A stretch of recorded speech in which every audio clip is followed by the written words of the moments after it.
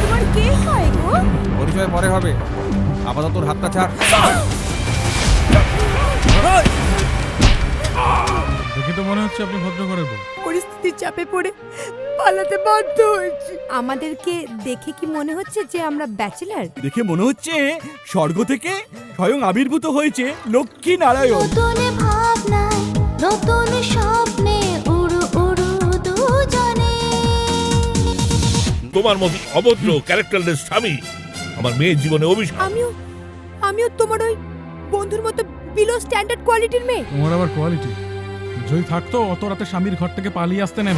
যত সহজ আপনি ভাবছেন তত সহজে আমি আপনাকে এবং আপনার মেয়েকে ছাড়বো না। আপনি কোনো চিন্তা করবেন না দাদা, দেখুন এই কদিনের মধ্যে আপনার বউকে আমরা কাউন্ট করি। কি বললি?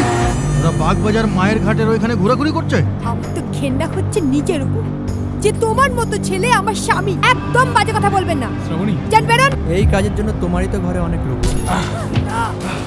না, ওকে মারার আগে আগে আমাকে মারতে হবে। তাই